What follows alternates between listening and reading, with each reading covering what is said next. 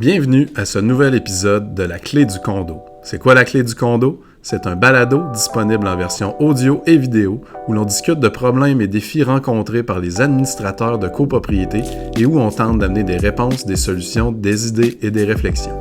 Mon nom est Julien Gobeil-Simard. Je suis directeur général chez Depatie-Beauchemin Consultants, une firme de services conseils techniques spécialisée dans le secteur de la copropriété. Je suis également directeur général et cofondateur de Oudi, une start-up qui développe des solutions technologiques pour faciliter l'entretien et le maintien des copropriétés. J'ai également démarré la communauté Condo Admin sur Facebook, communauté que nous vous invitons d'ailleurs à joindre si ce n'est pas déjà fait. On va d'ailleurs s'alimenter abondamment des questions posées par la communauté pour déterminer les sujets de discussion de chaque épisode. Pour cet épisode, j'ai le plaisir de m'entretenir avec Maître Marie-Cécile Bodéus et Maître Ludovic Ledraoulec, qui sont tous les deux avocats associés du cabinet de Grandpré Jolicoeur spécialisé en droit immobilier. Mes collaborateurs sont particulièrement actifs dans le secteur de la copropriété. Je vous invite donc à vous abonner à l'infolette de Grandpré Jolicoeur et à suivre leur page Facebook afin de vous assurer de ne rien manquer des nombreux contenus, formations et événements qui vous sont offerts. L'épisode d'aujourd'hui est dédié aux gestionnaires de copropriété. On discute de 5 pièges que les gestionnaires doivent absolument éviter. Allons-y. Bonjour Ludovic et bonjour Marie-Cécile. Bonjour. Bonjour Julien. Merci encore une fois pour cette collaboration. Donc, on continue notre série des 5 pièges, mais cette fois-ci, on parle des 5 pièges à éviter en tant que gestionnaire. Donc, plusieurs copropriétés retiennent les services d'un gestionnaire de copropriété. Principalement, j'aurais tendance à croire dans les grandes ou du moins moyennes à grandes copropriétés, peut-être moins dans les petites. Ces gestionnaires-là vont prendre en charge beaucoup de tâches, beaucoup d'opérations au niveau de la copropriété. Donc aujourd'hui, de par votre expérience, on essaie d'en dégager là, 5 conseils ou du moins 5 pièges à éviter pour les gestionnaires de copropriété.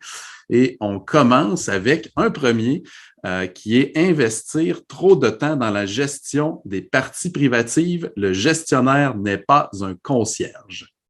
Oui. Alors, en fait, les plaintes qu'on peut dire des copropriétaires à l'égard du gestionnaire, on les a souvent et on les entend souvent lors des assemblées annuelles. C'est l'espèce de party de Noël annuel de la copropriété où tout le monde va un peu lâcher ses insatisfactions. Et l'insatisfaction numéro 1 qu'on a à l'égard du gestionnaire, c'est en fait son rôle à l'égard de la partie privative. Il ne faut pas oublier que le gestionnaire, normalement, il est là pour aider le conseil d'administration à exécuter les décisions visant la conservation des parties communes. Ce n'est pas le concierge de l'immeuble. Donc, ce n'est pas lui qu'on va appeler si notre toilette, elle déborde. Ce n'est pas lui qu'on va appeler lorsqu'il y a des petits problèmes dans les parties privatives. Malheureusement, le copropriétaire qui ne comprend pas très bien le partage des compétences en copropriété, il a tendance à appeler un gestionnaire. J'ai un problème, j'appelle le gestionnaire, c'est à lui qu'on m'a dit de m'adresser quand je voulais m'adresser au conseil. Donc, j'appelle le gestionnaire n'importe quand, jour, soir, fin de semaine, vacances, pour lui expliquer toutes sortes de choses qui sont des relatifs à mon appartement à moi, à ma partie privative. Et le gestionnaire a tendance à rentrer dans cette espèce de spirale. Donc, il va commencer à assister le copropriétaire dans ses petits bobos à l'intérieur de son unité, dans la gestion de son colis Amazon, dans sa boîte Good Food qu'il n'a pas reçue. Et là, ça devient complètement invivable pour le gestionnaire qui n'est pas capable de donner ce service. Il n'est pas là pour ça et il n'est certainement pas capable de donner ce service-là dans un immeuble qui peut posséder 100, 200 ou 300 unités. Donc, le gestionnaire, se faisant et voulant aider et excédant sa tâche, va en fait se retrouver avec un capital d'antipathie de la part de ses copropriétaires qui trouvent qu'il ne remplit pas assez bien sa job qui, à la base, n'est pas supposé faire. Alors, c'est un piège et c'est le piège, je crois, numéro 1 de la part des gestionnaires. Ne pas vous mêler des parties privatives et des bobos qui se retrouvent dans les parties privatives de vos copropriétaires. Vous n'êtes pas là pour ça. Vous êtes là premièrement pour la gestion des parties communes. Alors, vous n'êtes pas le concierge, vous n'êtes pas là pour remplacer les ampoules, ni pour régler les petits problèmes du quotidien. Ça va amener... Bon, faut pas oublier que les compagnies de gestion, ça reste des entreprises qui ne vivent pas d'amour et d'eau fraîche. Puis des fois, j'ai l'impression que quand on se laisse prendre à ce jeu là, de répondre à toutes les petites choses concernant les parties privatives, veut pas à la fin de l'année, ben on fait le calcul du temps qu'on investit dans cette copropriété-là. Puis c'est peut-être là aussi que s'en suivent des augmentations, veut pas, là. Tout à fait. En fait, je crois que la solution à ce point-là, c'est une meilleure communication de ce qu'on est en droit d'attendre du gestionnaire. Alors, lors de son entrée en service, lors de son renouvellement de contrat, c'est quoi le rôle du gestionnaire? À quoi on doit s'attendre? Quand est-ce qu'on doit le rejoindre? Ce sont tous des points qui doivent obligatoirement faire l'objet de communication aux copropriétaires. Ou sinon, on se retrouve dans des situations malheureuses qui, en bout de ligne, ont des conséquences fâcheuses pour le gestionnaire. Ben oui, peut-être une petite rencontre de démarrage. Maintenant qu'on est habitué d'utiliser de la vidéoconférence puis des outils comme Zoom. Je sais que moi, j'ai eu 2 gestionnaires dans ma copropriété. Il y en a un qui le faisait pas, puis l'autre le faisait. Ça l'a beaucoup aidé, je pense, à gérer cet aspect-là. Donc, super. Alors, on passe au deuxième point qui est prendre une décision à la place du conseil d'administration. Oui, alors tout à fait, Julien. Justement, il y a encore dans les copropriétés québécoises beaucoup de confusion entre le terme gestionnaire et le terme administrateur. Le public a tendance à confondre ou à faire un amalgame entre ces deux statuts, alors que on parle pas du tout de la même chose. Comme tu l'as dit au début, le gestionnaire de copropriété, c'est un prestataire de service qui est engagé par le conseil d'administration, pas pour le remplacer, mais pour exécuter les décisions que le conseil d'administration prend et va continuer à prendre. Alors, vous avez les décideurs qui sont les administrateurs et vous avez l'exécutant des décisions prises par le conseil qui sont les administrateurs. Alors ça a un impact direct sur la latitude qu'a le gestionnaire. Et en fait, le gestionnaire, il n'est pas en position de prendre une décision à la place du conseil d'administration. Il n'a pas de responsabilité professionnelle à ce titre-là. Il a une responsabilité professionnelle dans l'exécution de ces décisions du conseil d'administration, mais pas dans la prise de décision. Alors ça, c'est important pour le gestionnaire de le savoir et de ne pas tomber dans le piège d'un conseil d'administration qui aurait tendance à dire « ça, vous pouvez vous en occuper, allez-y, occupez-vous de ça ». Non, je pense que c'est très important pour le gestionnaire de copropriété de toujours garder cette barrière de dire au conseil d'administration, c'est à vous de prendre la décision, je peux vous faire des recommandations en tant que gestionnaire, mais la décision vous revient, vous la prenez en réunion de conseil et moi, je suis là pour l'appliquer. Donc, j'ai l'impression que peut-être que dans certains cas, s'il y a des gestionnaires, puis on s'entend, là, dans une même compagnie de gestion, il peut y avoir plusieurs gestionnaires. S'assurer peut-être que tout le monde connaît bien en fait les décisions qui doivent être prises par un conseil d'administration, qu'on bien comprendre les pouvoirs. Donc, peut-être s'il y a des formations disponibles à ce sujet, je crois que DJC Légal vous en donner justement.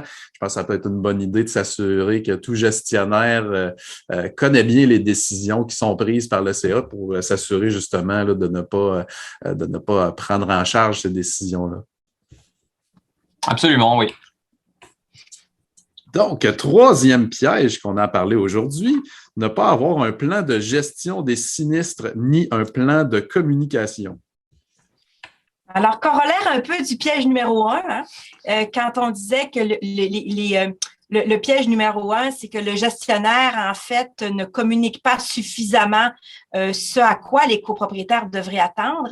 Mais là, on parle encore d'un problème organisationnel du gestionnaire. Alors, lui, il arrive dans un immeuble et il n'a pas d'organisation, il n'est pas organisé dans sa prise de décision. Arrivent des sinistres et puis à chaque fois, on réinvente la roue.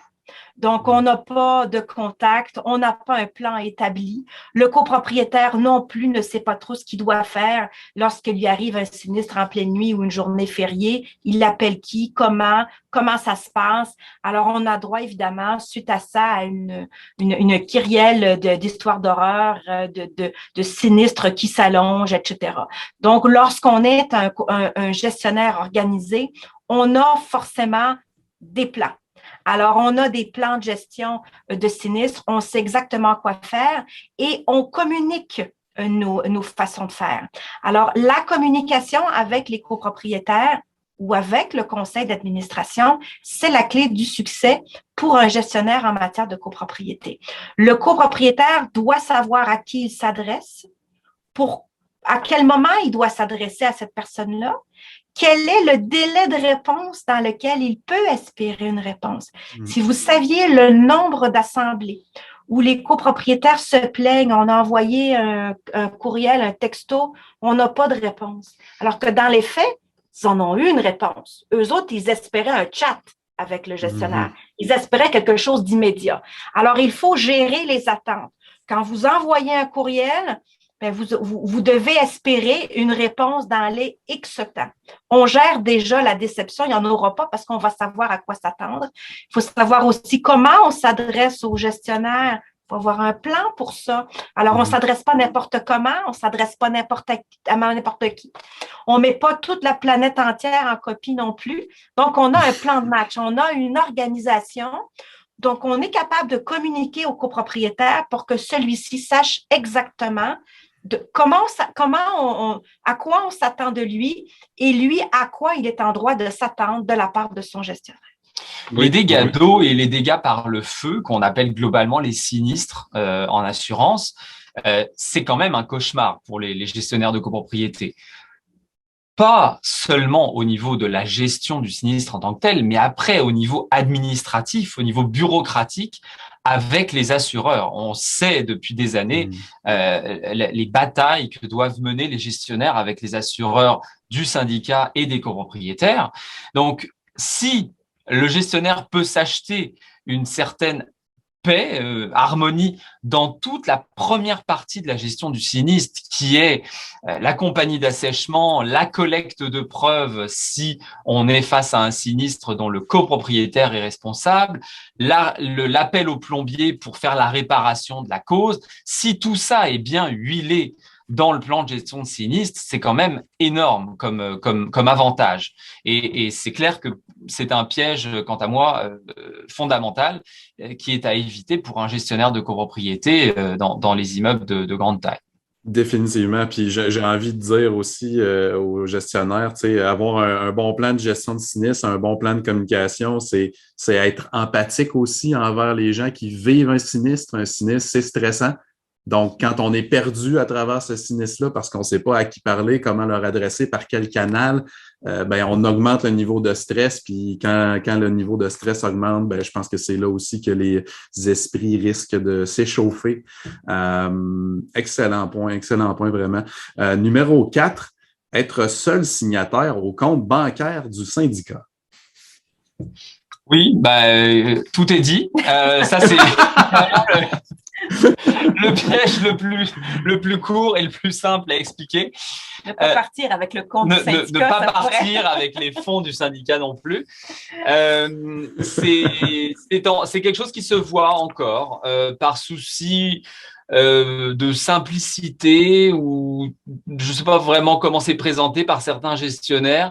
Ils disent au conseil d'administration, écoutez, c'est plus facile si quelqu'un de chez nous est le signataire au compte bancaire pour les dépôts, pour les retraits, pour les paiements, c'est plus simple.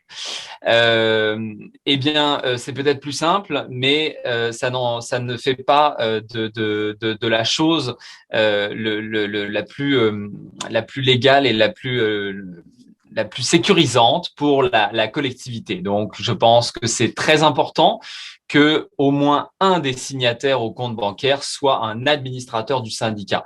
C'est certain que ça peut faciliter, ça peut aider que le gestionnaire soit là, mais le gestionnaire est un prestataire de service. Dans certains cas, il peut être un administrateur du bien d'autrui inscrit de la sorte au registre des entreprises pour le syndicat de copropriété, mais ce sont des cas qui ne sont clairement pas la majorité et la généralité. Et là encore, même dans le cas où il est administrateur du bien d'autrui comme gérant, je dirais, eh bien, il ne devrait pas être le seul signataire au compte bancaire. Il devrait toujours y avoir une personne en autorité au sein du conseil d'administration qui est l'organe décisionnel qui est également signataire. Ouais, Et ça, puis, pour éviter évidemment toutes les histoires de fraude qu'on a pu voir. Non pas que je considère que les gestionnaires sont les candidats idéaux à la fraude, pas du tout. Mais il est important pour un syndicat de copropriété de limiter ces risques à tous les tout à niveaux. fait, tout à fait. Puis tu sais, juste penser bon, ce gestionnaire-là, c'est un humain, hein, ça se peut qu'à un moment donné, il chope une pneumonie puis il n'est pas là pendant quelques semaines. Donc, il faut être capable de fonctionner aussi sans lui, certainement. Excellent. Donc, dernier piège à éviter en tant que gestionnaire, commencer la préparation de son AGA, donc l'Assemblée générale annuelle, un mois avant. Oui. En fait, ça aussi, c'est un grand piège. Alors, l'Assemblée annuelle de la copropriété, je le disais tantôt, c'est la rencontre annuelle. Hein. Pour certains, c'est quelque chose qui est attendu. C'est aussi le moment où le gestionnaire et le conseil rendent compte un peu de ce qu'ils ont fait durant la dernière année. C'est aussi l'occasion où les copropriétaires vont devoir renouveler leur confiance ou non dans le conseil d'administration, car beaucoup de choses sont importantes dans cette assemblée-là. Et cette assemblée nécessite préalablement de transmettre toutes sortes de choses aux copropriétaires. Hein, les budgets, les états financiers, etc., etc. Et on remarque souvent chez les gestionnaires une convocation à la dernière minute. Alors, on arrive à la dernière minute, on sait qu'on doit envoyer les documents une dizaine de jours avant. Et là, c'est un peu la panique à bord. On envoie des documents, on doit remodifier des fois des ordres du jour. On a des documents financiers qui sont pas prêts.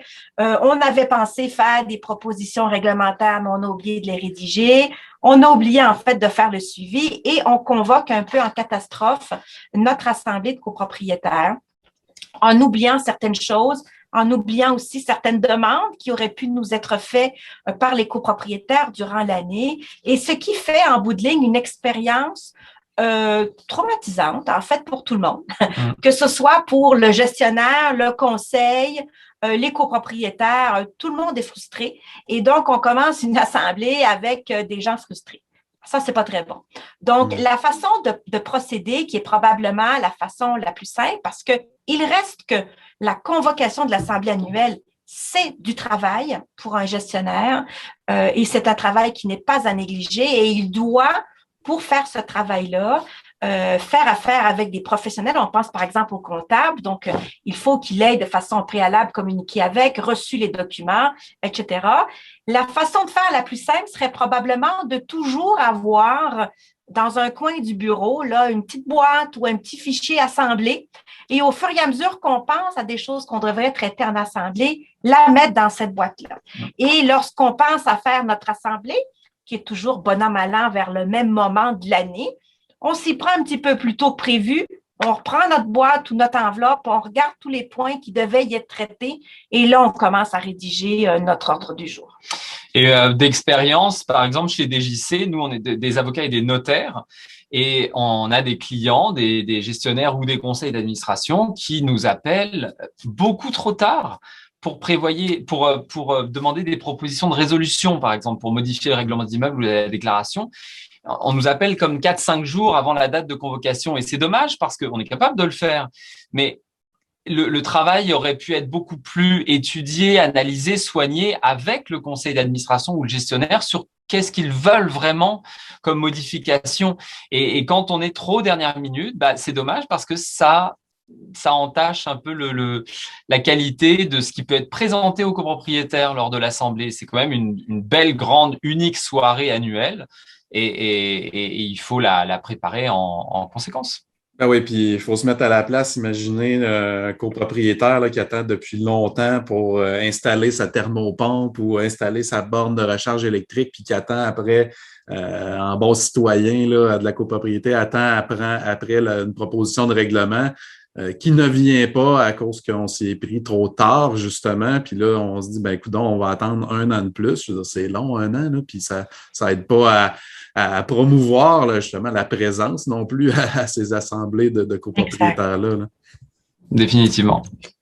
Merveilleux. Ben, excellent. Merci beaucoup pour cette présentation de 5 pièges à éviter en tant que gestionnaire. Je crois que ça a été immensément instructif. J'espère que ça le sera tout autant pour nos auditeurs gestionnaires.